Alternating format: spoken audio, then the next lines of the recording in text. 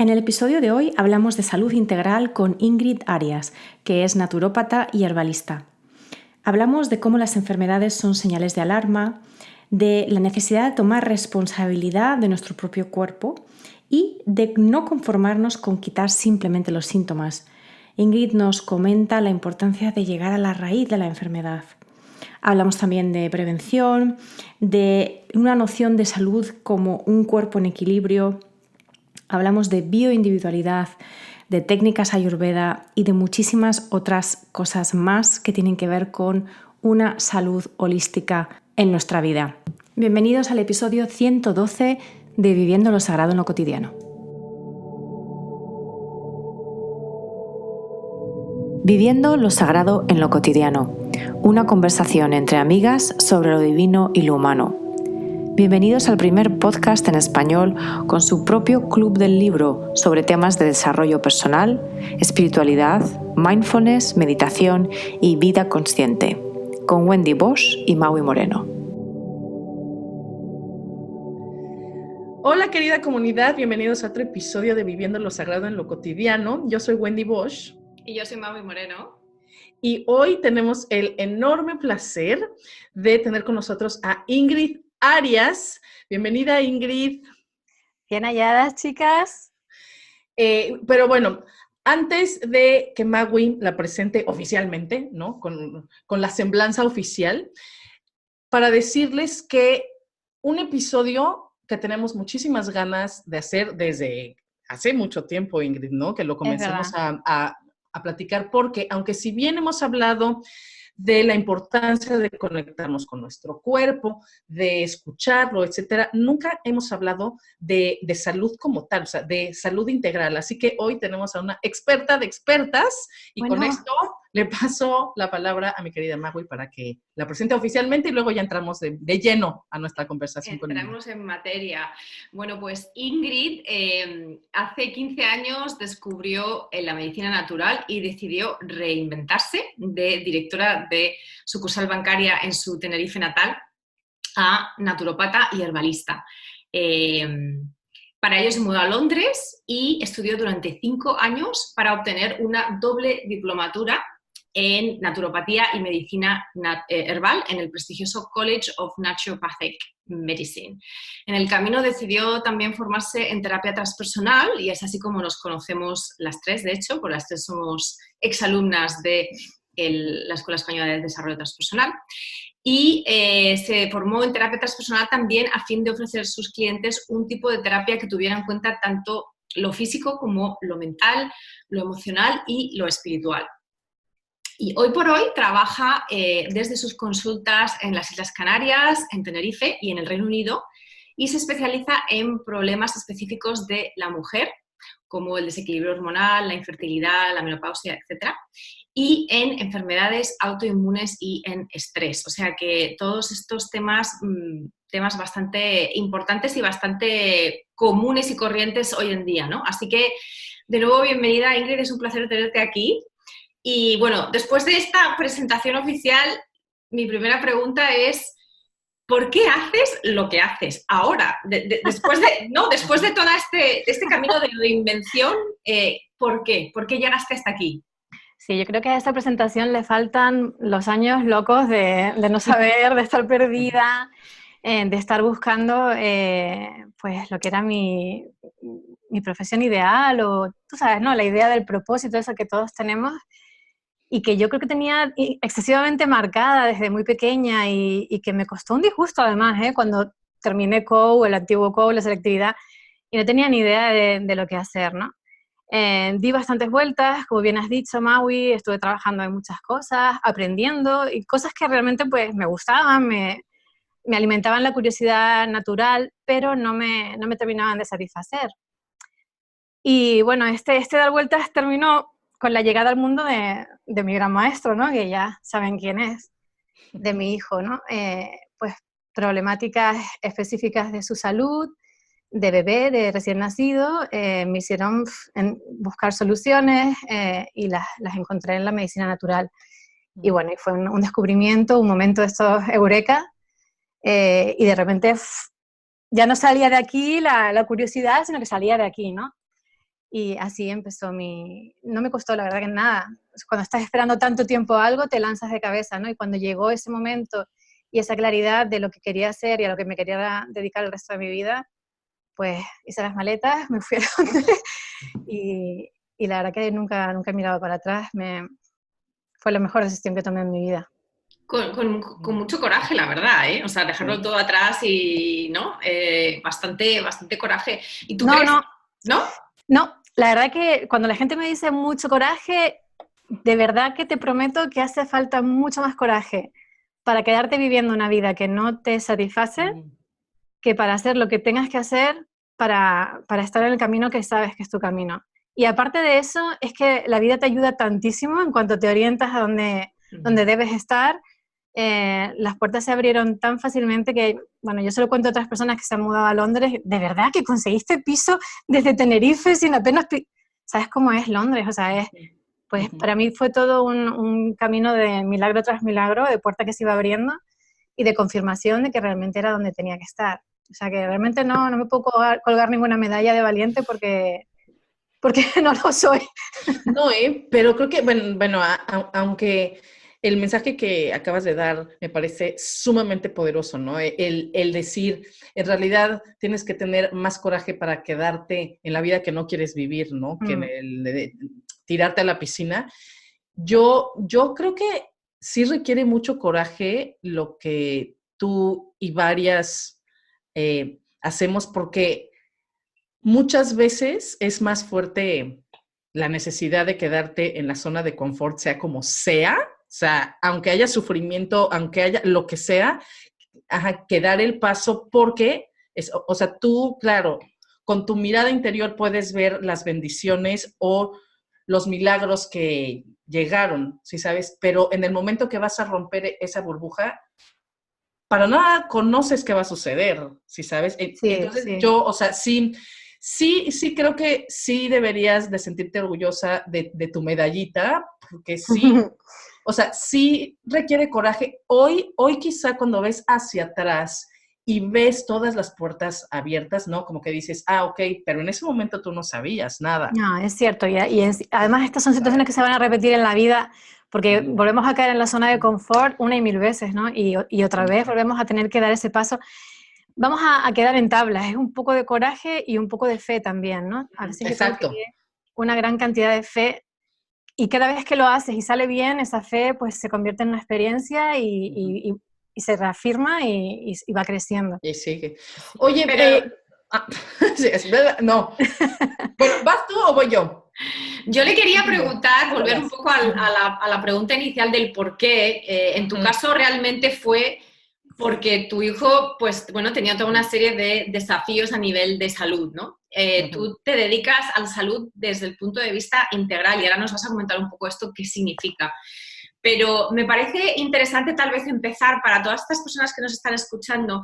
Muchas veces vemos a las enfermedades o a las dificultades físicas como, bueno, pues como algo no bienvenido. O sea, la resistimos, no queremos, nos agobiamos, nos estresamos, las rechazamos, pensamos si no tuviese yo esto, Pero tanto en tu caso, ¿no? Que lo que te impulsó a cambiar de vida, ¿no? Y a cambiar de carrera profesional fue la enfermedad, en este caso no tuya, sino los trabajos que tenía tu hijo, ¿no? Pero que, bueno, para una madre pues es casi lo mismo. Casi peor. O casi peor, exacto. En muchos casos, yo, por ejemplo, bueno, recientemente también he tenido problemas con mi piel, problemas recurrentes, yo creo que tengo un perfil también de temas autoinmunitarios. Y muchas veces, cuando no son muy graves, los vemos como incordios, ¿no? Como esto es un incordio que me podría yo ahorrar.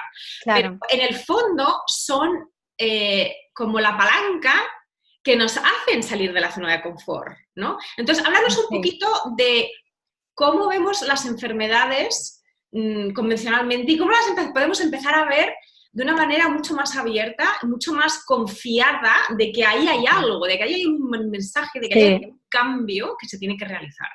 Sí. Hombre, no te voy a decir ahora que tengamos que mirar la enfermedad como nuestro mejor amigo y tenerla siempre en la puerta invitada, ¿no? Pero sí que es cierto que la enfermedad no es ese enemigo, ¿eh? Ni siquiera las enfermedades más brutales y las que más nos asustan, o yo no las veo así.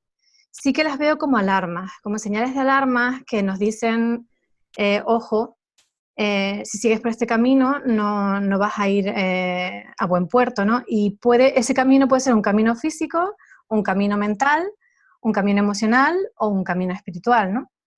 Entonces, en ese sentido, la enfermedad sí que es una maestra, ¿no? Y yo creo que como tal hay que tenerle respeto y no querer enseguida pues quitárnosla de encima sin antes extraer una enseñanza de ella.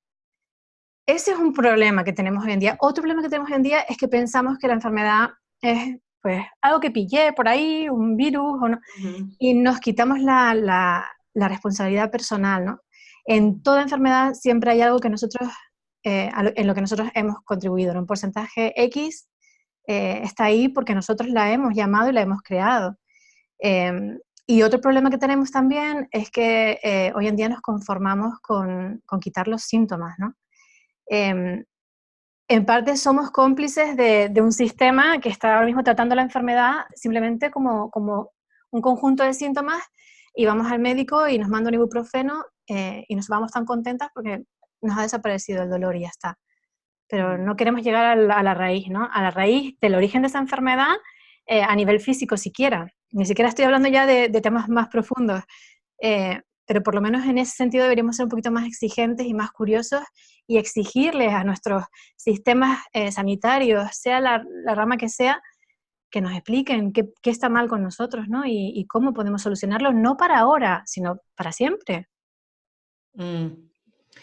Sí, me resuena muchísimo lo que dices, pero quiero preguntarte algo, porque, por ejemplo, en enfermedades muy, muy duras, ¿no? Como puede ser, por ejemplo, el cáncer, ¿no? O sea, se ha escuchado muchísimo por años, ¿no? Que una de las temáticas emocionales o espirituales del cáncer es porque tienes mucha, quizá, o muchas cosas que no has resuelto emocionalmente que se quedan, o mucho enojo que no ha salido, etcétera, ¿no? Y aunque, por supuesto, de cierta manera creo que puede ser, por supuesto, o sea, yo personalmente creo que cuando llega una enfermedad a nivel físico, el desbalance lleva mucho tiempo atrás en otras dimensiones del ser y finalmente llevamos tanto tiempo sin escucharlo que se presenta de manera física como por favor veme, ¿no? Sí. Pero, ¿cómo manejas, por ejemplo, la parte de darle el mensaje que dices ahorita a las personas de tú también tienes que ver con esta invitación de tu enfermedad sin que se sientan muy culpables? Porque, o sea, puedo suponer que para algunos el mensaje de que nosotros tenemos responsabilidad espiritual, emocional sobre la enfermedad que tenemos pueda empoderarnos, si sabes, para encontrar la cura o la prevención, bla, bla, bla, pero creo que puede salir del otro lado también, ¿sí? Cuando puedes tú empezar a culparte a ti mismo, yo me traje esto, yo me provoqué esto, ¿sabes? Sí, te entiendo perfectamente. Hombre, sí, la idea precisamente de una consulta y de cómo hacer de mediadora en el conflicto entre la enfermedad y la persona es precisamente la culpa está totalmente fuera de... Responsabilidad y culpa no es lo mismo. Responsabilidad es tú tienes el poder, o sea, tú has contribuido en cierta manera a que esto esté aquí, esto ha llegado para ayudarte en tu camino, en tu desarrollo personal, y tú tienes el poder de hacer que esto se vaya, ¿no? Hasta cierto punto también. Esto es muy complejo y cuando es en el caso del cáncer es más complejo todavía, ¿no? Claro. Pero la culpa precisamente es una de las primeras cosas que se tienen que eliminar. En eso trabajaríamos con un enfermo de cáncer, culpa para nada, porque realmente no hay nada bueno ni malo, todo nos ayuda en un proceso, ¿no?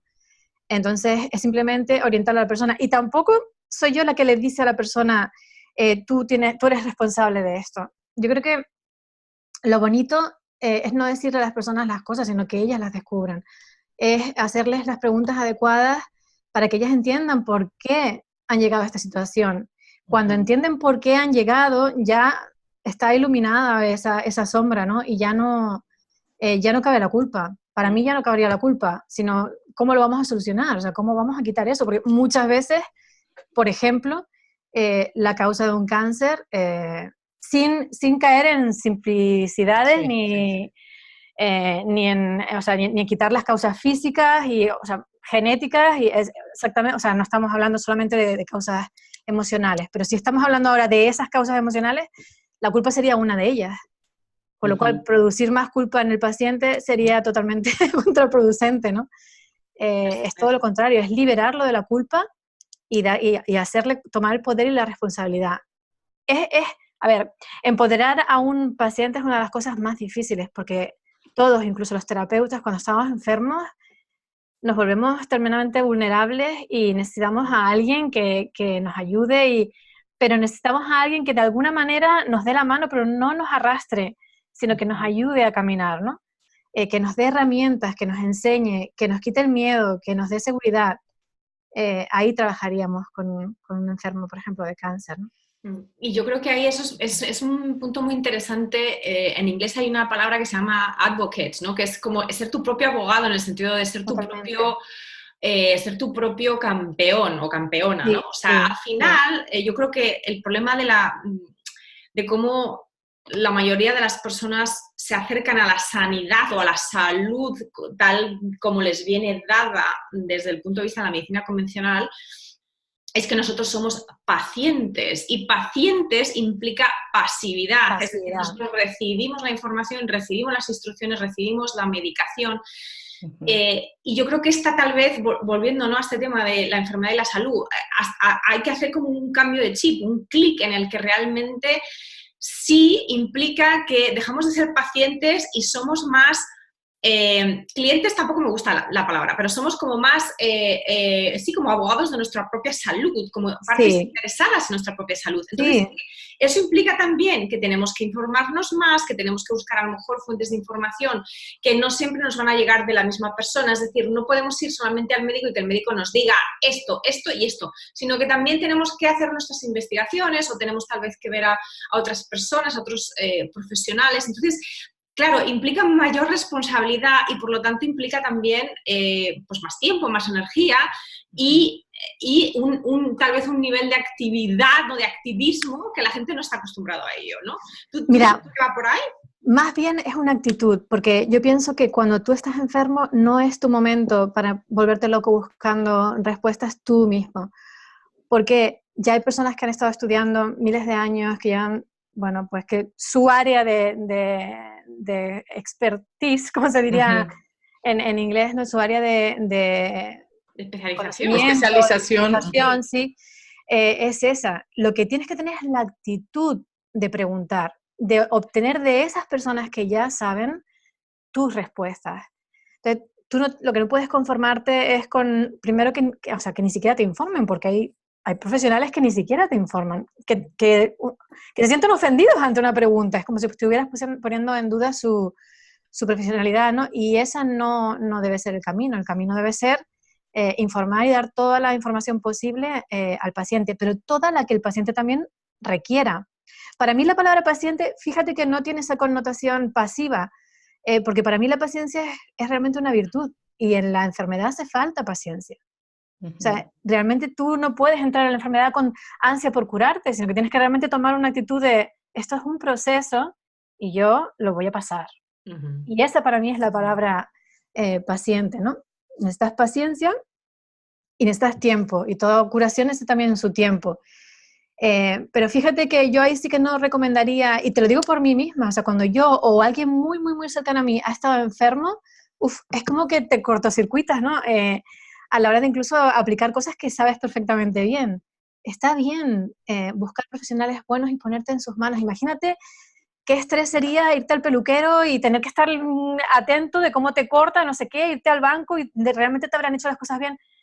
Es que no, o sea, el tiempo que tienes que buscar es el tiempo que tienes, o sea, la investigación para mí es la de buscar el profesional ideal, el que te transmita, el que te resuene, el que tú digas, creo que este profesional va perfectamente en la línea con la que yo estoy de acuerdo. Una vez que lo has encontrado, déjate en sus manos, porque esa creación de confianza, eso ahí es donde empieza la terapia y la curación, en esa relación de confianza en la que tú te dejas en las manos de un profesional. Evidentemente, satisfaciendo todas tus curiosidades y preguntas, ¿no? Sí, sí, pero creo que lo que hablas es un punto muy, muy importante porque creo que es más fácil tener la actitud de la paciencia cuando ya tienes la de confianza, ¿no? Sí. Vamos, o sea, solo puedes tener paciencia cuando confías en los profesionales y cuando confías también en el propio ritmo de la enfermedad, en este caso, ¿no? Entonces creo que sí, creo que como dice, la base de tu curación, de lo que sea, inicia con la confianza. Sí, ¿no? totalmente.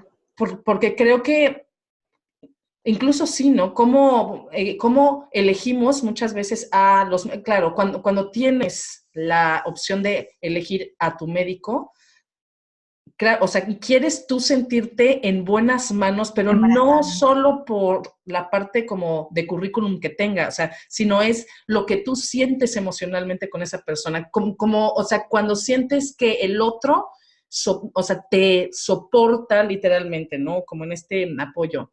Sí, te sostiene. Sí, sí, sí. Creo que entonces, o sea, es eso, es cuando hablamos de salud integral, que bueno, lo puse en mis notas aquí, ¿no? Creo que también como salud es importante hablar de las dos vertientes que tiene. Una cosa es, o sea, tratar a la salud cuando ya están los síntomas, ¿no? Uh-huh. ¿No? Cuando, o sea, ya tienes algo y que, como dices, muchas veces los médicos tienen que darte en ese momento un medicamento para quitarte el dolor o lo que sea. Sí. Y tú tienes que trabajar con lo demás. Ajá. Pero creo que es importante empezar a crear conciencia de la importancia de la salud preventiva. Muy bien, me alegra mucho que hayas traído esa parte a la conversación porque en naturopatía decimos mucho que la salud es mucho más que la ausencia de enfermedad. Y efectivamente, no hay que esperar a estar enfermos para tratarnos bien, porque la salud al final, ¿qué es? Pues es una abundancia de energía, es equilibrio en todos los planos, es estar feliz, es estar contento con quién eres, con lo que haces, con lo que tienes, y es vivir la vida a tope, como diríamos, ¿no? Eso es la salud. Cualquier cosa menos que eso es ya enfermedad.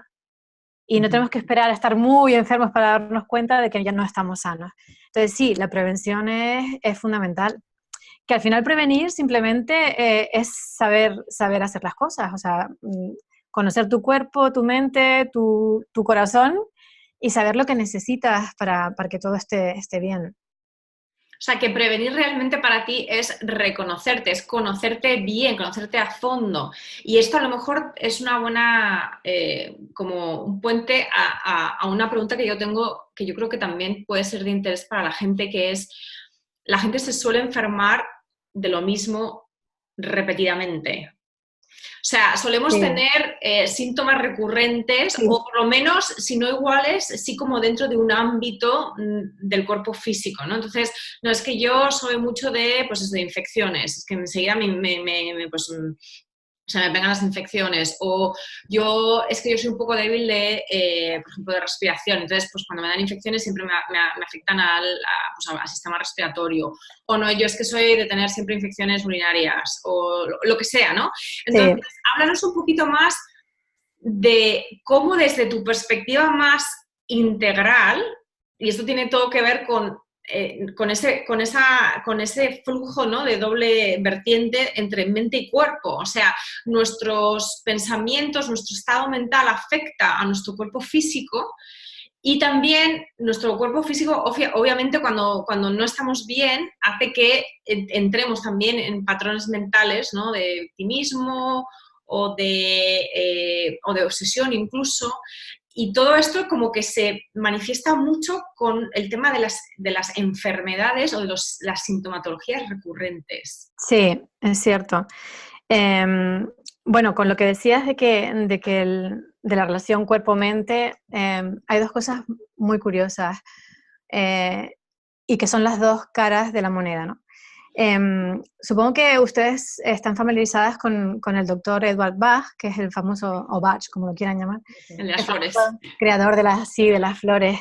A mí, o sea, me sorprendió y me impactó muchísimo cuando a lo largo de la carrera, un día me dio por leer un poco uno de sus escritos, un libro muy chiquitito además, que recomiendo leer a todo el mundo, que se llama Cúrate a ti mismo, porque yo no sabía mucho de este hombre, y resulta que este hombre era cirujano, era bacteriólogo, o sea, era un médico súper bien formado que trabajaba en un hospital de Londres y que tenía pues todo a su mano para pensar que la enfermedad era algo material, ¿no?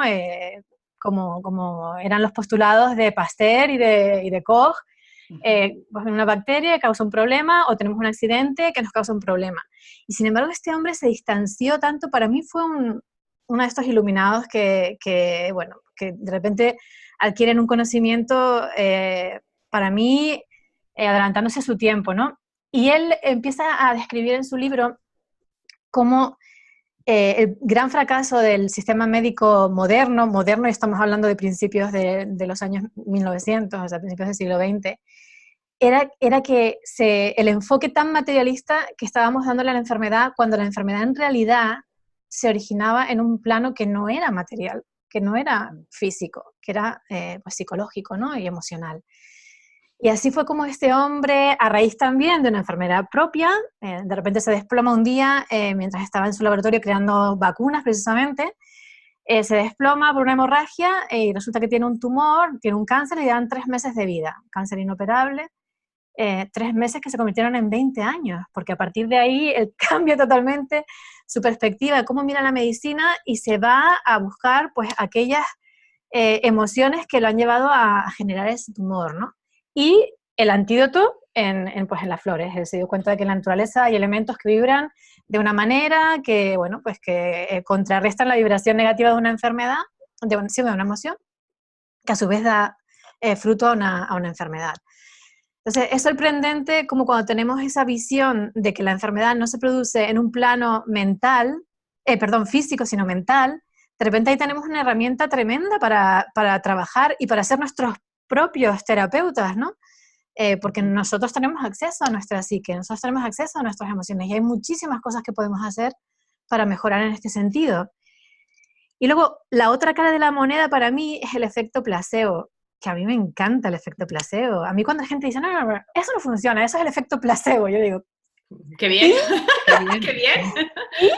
¿Tú has oído alguna vez que el efecto placebo tenga efectos secundarios, que alguien haya muerto por efecto placebo? Nadie. Lo que te demuestra eso realmente es el tremendo poder que tienes para darle la vuelta a tu estado de salud y transformarlo. Porque mente, sí. tu mente tiene muchísimo poder. Y ahorita que platicas la historia del doctor Bach, sí, vamos, o sea, la ciencia, no, la física, habla y ha hablado siempre, o sea, de todo es energía y la energía vibra, ¿no? Ajá. Entonces, o sea, cuando comprendemos que absolutamente, vamos, o sea, queremos pensarnos como entes sólidos, ¿no? No, pero cuando comprendemos que todo, incluidos nuestros pensamientos, nuestras emociones, todo es vibración, ¿no? Y entendemos que hay diferentes frecuencias vibratorias, entonces hay unas más densas que, claro, o sea, les ponemos el nombre de enfermedad, Materia, si quieres, ¿no? enfermedad, sí. Claro, ¿no? Claro, pero cuando comprendemos entonces que a través de flores de Bach, de plantas, de hierbas, o sea, literalmente lo que consumimos, no estamos consumiendo el pétalo de tal, o sea, sino la vibración de ese ser dentro de mí, ¿no? Sí. Porque cuando te mandamos el mail para la entrevista y eso, mencionas algo que me gustó muchísimo y hablas del espíritu de las plantas. ¿Sabes? Sí. Bueno, no quiero tampoco hacer esta entrevista demasiado etérea. Dentro de las terapias que están en la mano, el alcance de un terapeuta, hay algunas que son energéticas, terapia energética, como puede ser la homeopatía o puede ser las flores de Bach. Y luego están las plantas, que son mi pasión, y para mí engloban todo, porque las plantas, o sea, son alopatía pura y dura, es un compendio, una planta es un laboratorio con cientos de componentes bioactivos que van a interactuar con tu química corporal para producir ciertos efectos, y se puede usar, la fitoterapia se puede usar realmente como se usa la medicina convencional, o sea, directo al grano y en dosis grandes y para solucionar un problema. Pero las plantas, y cuando como herbalista te especializas también un poquito en conocer con qué vibran las plantas, con qué parte de ti vibran las plantas. A mí me encanta, por ejemplo, cuando estoy con un paciente, no solamente analizar sus patologías y tratar sus patologías en plan libro, ¿no? Pues para esta patología, esto es libro. Esta persona, ¿qué planta me recuerda? ¿De qué planta me habla? ¿No? ¿Qué planta creo yo que va a ser su planta constitucional de alguna manera y va a ayudarla pues desde el punto de vista del espíritu de la planta? Para mí, como profesional, yo creo que me ha costado muchísimo porque tengo una mente, por un lado, muy, muy orientada a la ciencia y a entender con el microscopio qué pasa aquí, qué es lo que... Y por otro lado, se me ha abierto un mundo con la medicina herbal de lo espiritual también. O sea, de conocer a las plantas y que... Porque cuando te das cuenta de que nosotros realmente, hoy en día hay muchísimos estudios científicos para justificar el uso de muchísimas plantas. O sea, pero ¿de dónde? O sea, ¿por qué un científico decidió, voy a estudiar esta planta, voy a estudiar el hipérico para la depresión a ver qué pasa, o el cava cava para la ansiedad? Fue porque ya hay pueblos indígenas usándolo hace muchísimos años y esa gente no lo aprendió en libros. Esa gente se dejó guiar por el espíritu de las plantas, observando los animales también, los animales instintivamente, y volvemos, los animales instintivamente, pero también ahí hay un diálogo entonces no verbal entre las plantas y los animales, ¿no? Y nosotros somos animales. Y mucha gente y muchos compañeros que cada vez se han adentrado más, sin dejar su lado científico, se han adentrado más en el chamanismo, por ejemplo, ¿no? En realmente conectar y dejar que sea la planta la que te enseñe y acercándote con humildad a todo esto, porque el mundo occidental somos muy, muy soberbios, ¿no? No tenemos la humildad que hace falta para enfrentar todo esto y llegar a ser, y por eso no somos más sabios en realidad, ¿no? Somos muy inteligentes, pero somos poco sabios. Y es porque no nos acercamos con la humildad adecuada a esto. Las plantas tienen su espíritu. Y yo hay veces que pues voy a dosis altas con mis pacientes y hay veces que voy a dosis muy, muy chiquititas, porque lo que quiero es ver qué pasa a nivel sutil, ¿no? Cuando se mezcla la planta con la química del ser humano y con la energía del ser humano. Y es muy bonito, la verdad. Muy bonito. En realidad yo creo que cuando tomamos una perspectiva histórica un poco más amplia, nos damos cuenta de que la medicina como tal siempre ha estado basada en el uso de todo lo que hay en el ecosistema del planeta Tierra. Claro, claro. Entonces, en realidad, la evolución de la medicina convencional y sobre todo de la farmacología convencional es una cosa relativamente súper, súper reciente. Y no solamente es reciente, sino que yo no sé todavía si es evolución, ¿eh? Bueno, exacto. No me refiero, evolución no lo quiero decir como palabra positiva, lo quiero decir como palabra histórica, ¿no? De cronología. O sea, es lo más reciente, entonces es lo que viene lo último, pero no quiere decir que sea lo mejor.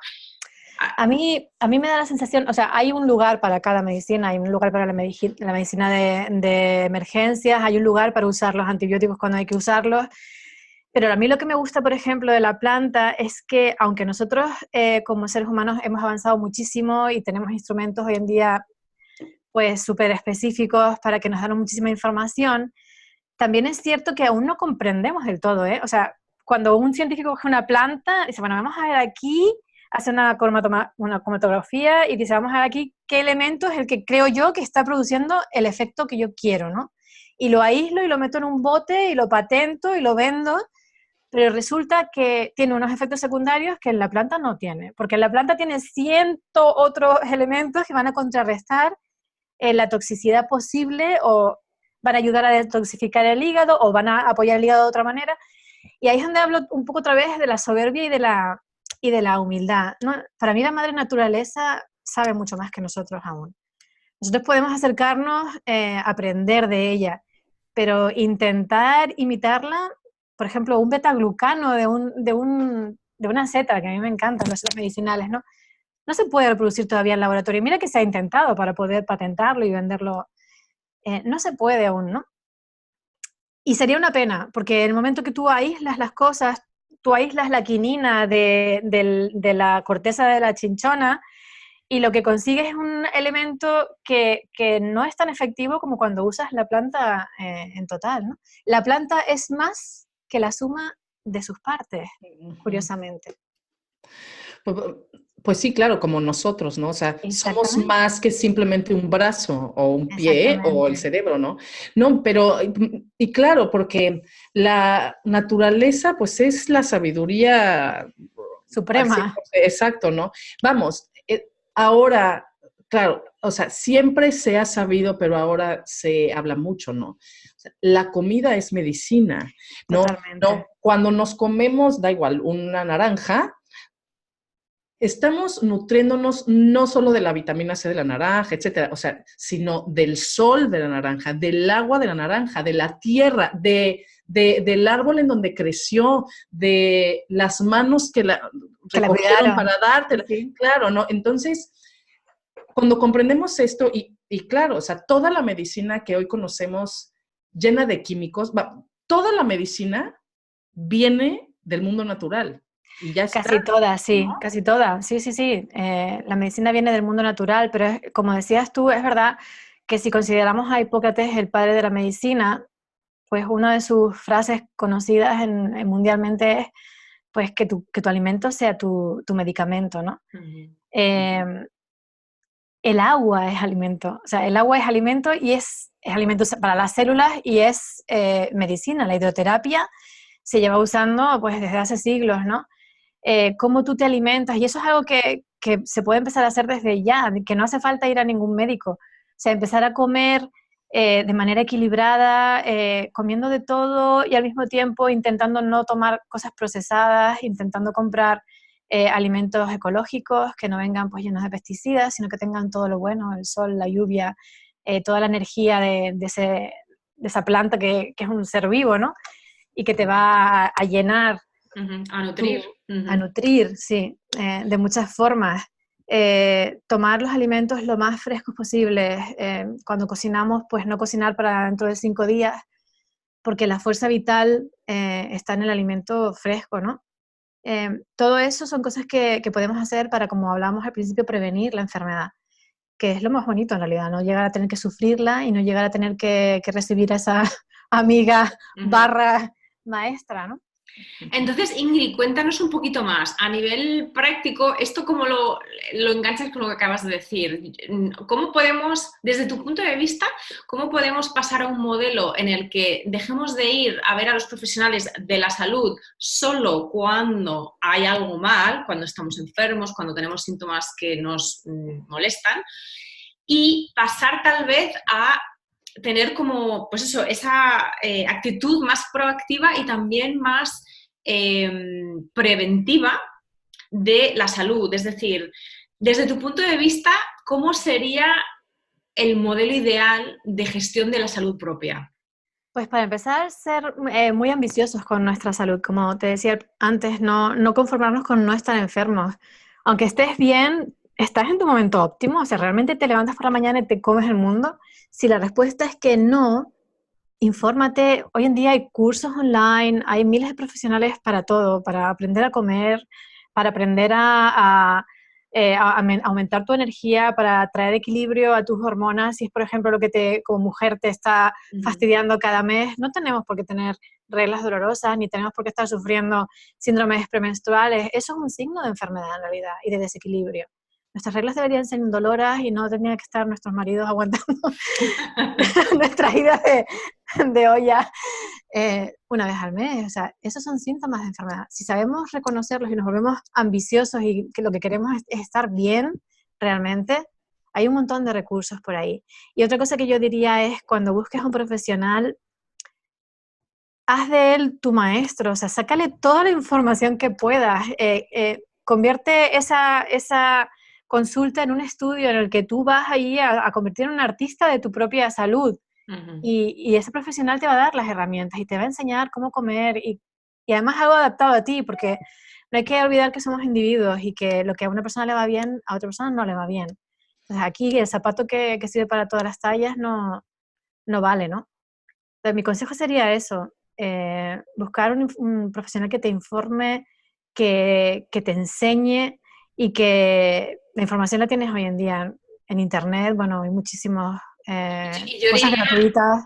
sí, yo diría de hecho que esto, y es otra de las preguntas prácticas que tenía para ti, de hecho esto puede ser un problema, puede ser un gran desafío, puede ser una gran barrera de entrada, el hecho de que hoy en día hay tanta información y tantas modas, ¿no? En el sentido de Sí, que se pone de moda esta dieta, vamos a comer todos dieta paleo, o vamos todos vamos a hacer, venga, el Reiki funciona para todo el mundo, o esto, o lo otro.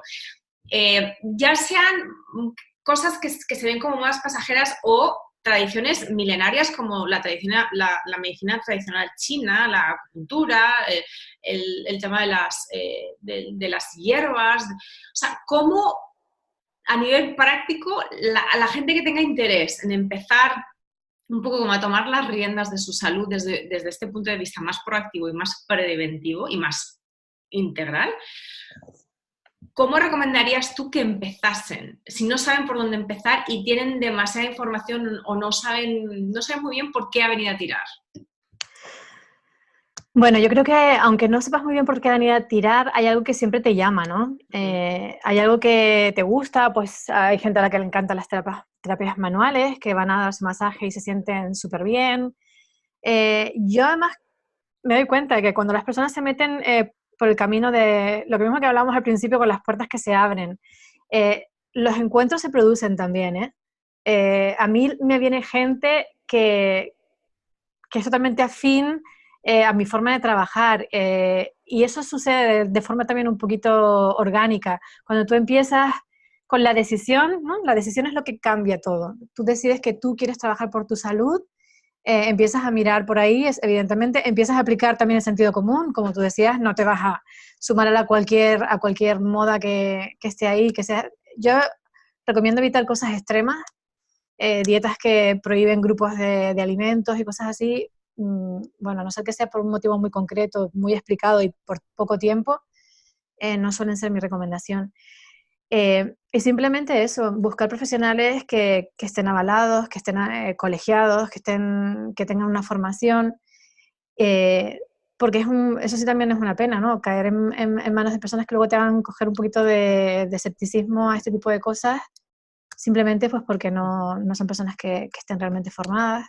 Ujú. Pero en el mercado hay muchísima gente muy profesional. Los profesionales de este sector estamos continuamente formándonos. Nunca nos damos por satisfechos. El sentimiento de responsabilidad y de curiosidad, y precisamente por lo que hemos hablado, que abarca tantos planos, ¿no? Pues nos mantiene continuamente estudiando, desde los últimos estudios, los papers que se han publicado, hasta, bueno, de todo. Estamos siempre pegados a la información. Oye, Ingrid, bueno, dos cositas a nivel comentario y pregunta también, ¿no? Bueno, para platicar un ratito antes de que terminemos de la conversación, pero es que, bueno, primero cuando hablas, sí, ¿no? De la bioindividualidad, ¿no? De Sí, que a lo mejor para una persona comer lechuga es maravilloso, pero para otra es veneno, ¿no? O totalmente. en fin, llevo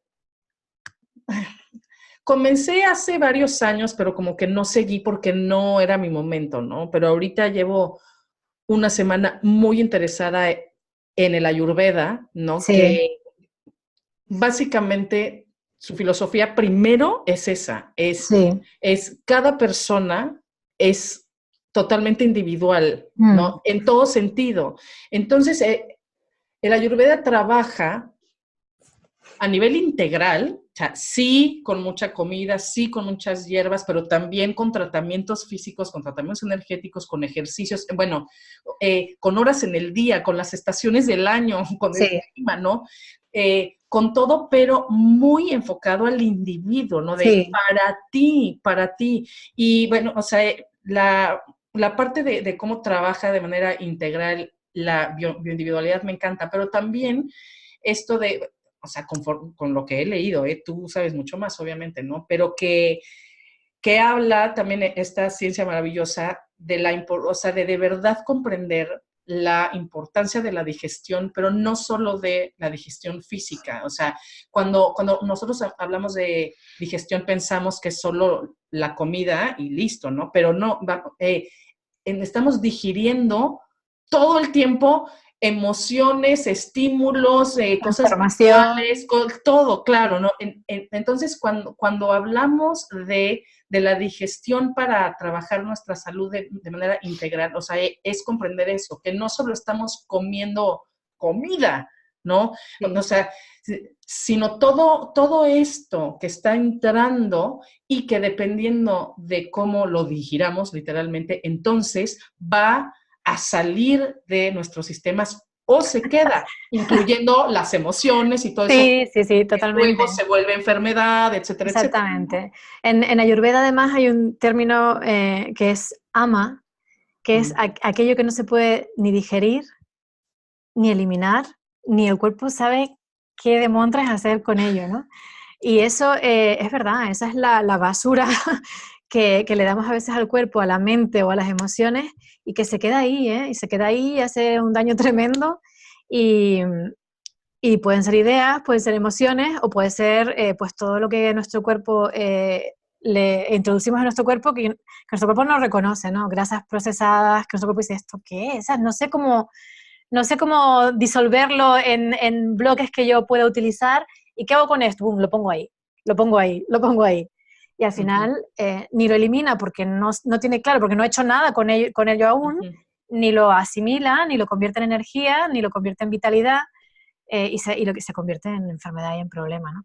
El Ayurveda para mí es uno de los sistemas más bonitos, a mí me encanta y lo uso muchísimo en consulta, para determinar un poquito la constitución de una persona, por dónde tirar.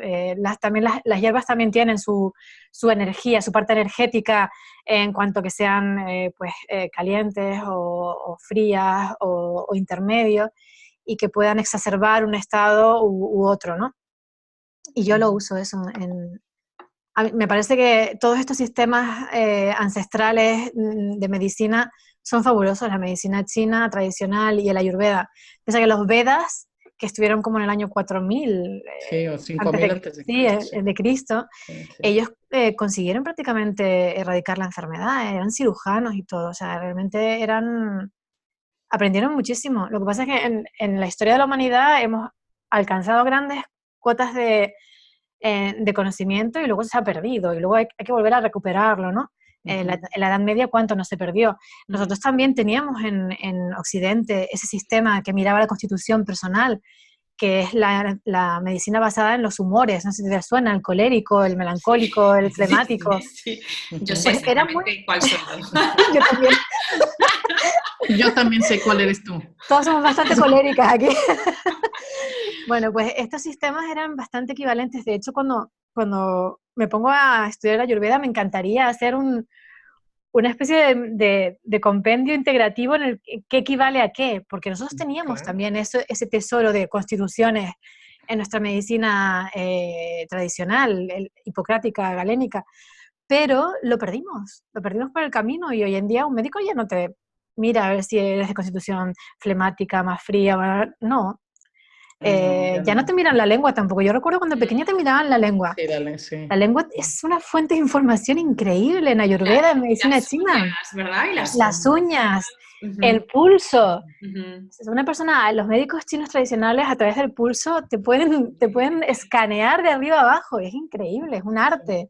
Sí. Pero algo que además está basado en el cuerpo, o sea, en tu cuerpo, es decir, en la individualidad de cada cual, ¿no? Cada cual, exactamente. No en la teoría, sino en tu pulso, o sea, en tu circulación sanguínea. Sí.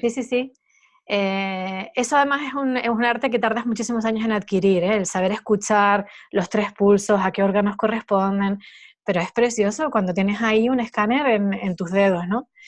Y por otro lado, pues lo de la lengua, o sea, que tú simplemente con enseñarle a tu terapeuta la lengua te puede ver tanto cómo está tu asimilación, cómo están tus órganos de eliminación, en qué zonas tienes problemas, dónde hay inflamación. Eso es una pena que se haya perdido en la medicina convencional.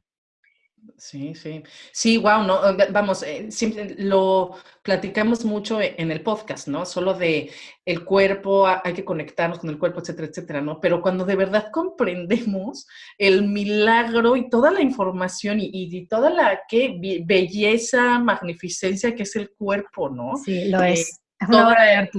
Exacto, ¿no? Y claro, o sea, me gusta entender esto de aunque hoy nos hemos enfocado, ¿no? Más en la parte de salud física, ¿no? Sí, Eh, pero comprender que cuando hablamos de la salud preventiva, ¿no? Hablamos también de si somos muy conscientes y muy presentes con toda la información que consumimos permanentemente a nivel mental, emocional, espiritual, o sea, estamos también previniendo claro.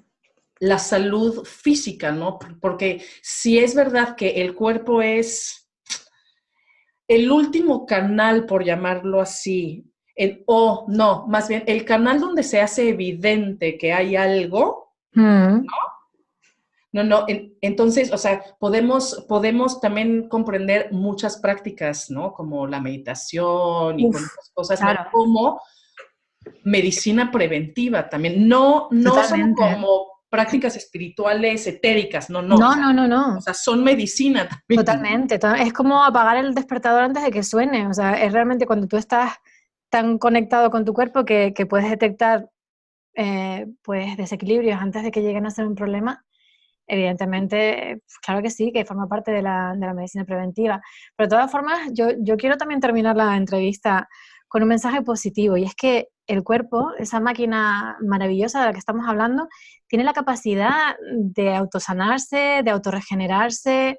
Eh, no hace falta realmente medicina para que nuestro cuerpo funcione. Lo que tenemos que quitar son los obstáculos que muchas veces ponemos Mm. y nutrirlo como debemos nutrirlo. O sea, darle los elementos que necesita para reconstruirse cada día, quitarle los obstáculos que muchas veces le ponemos, pues no durmiendo o durmiendo a deshoras, o por ejemplo, pues mal comiendo y llenándonos de ese ama que decíamos antes, ¿no? Que no es algo que nuestro cuerpo no puede hacer nada con ello.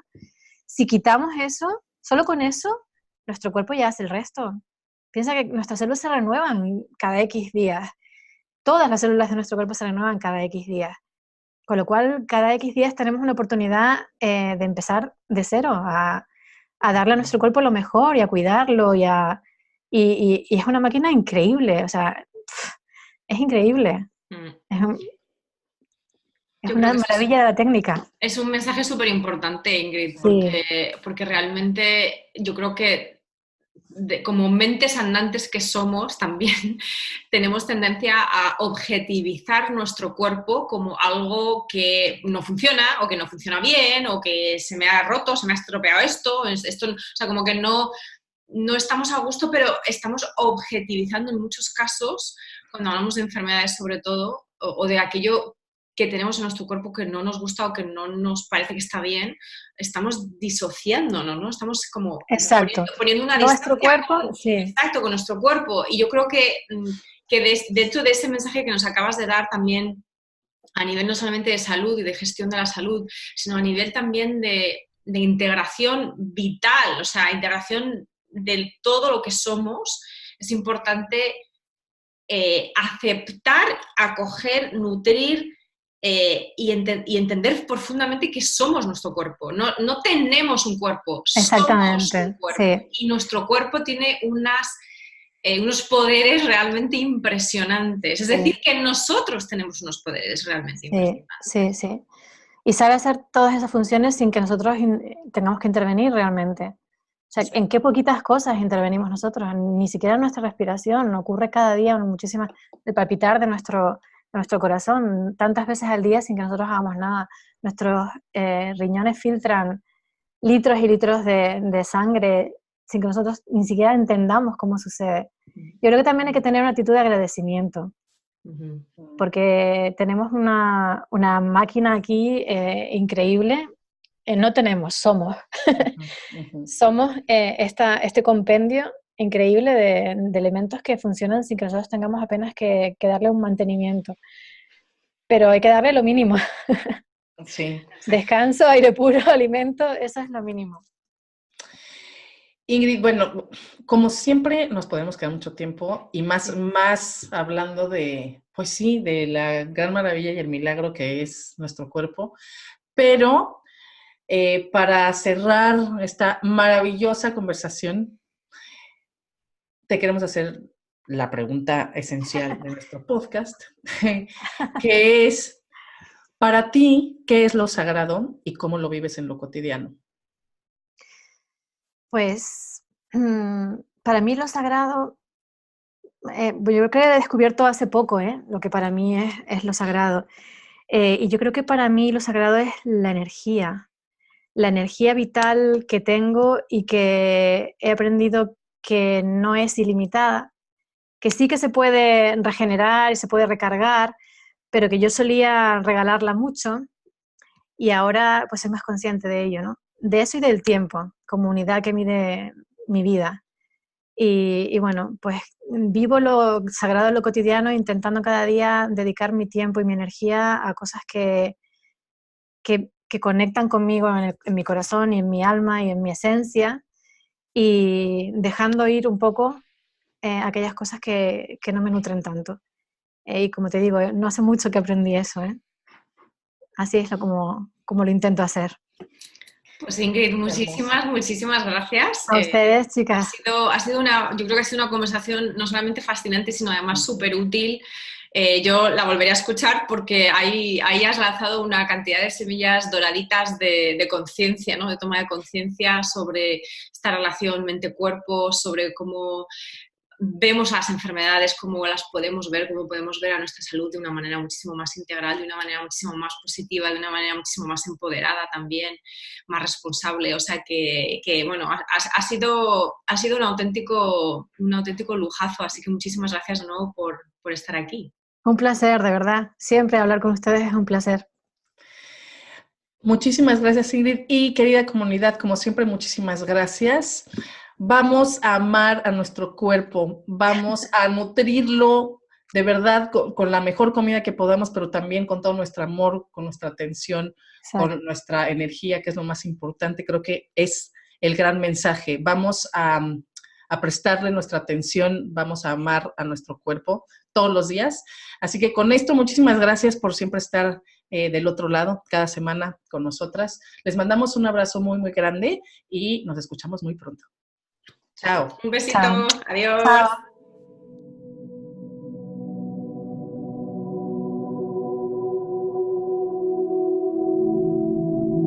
Si te gusta este podcast, ayúdanos a llegar a más personas.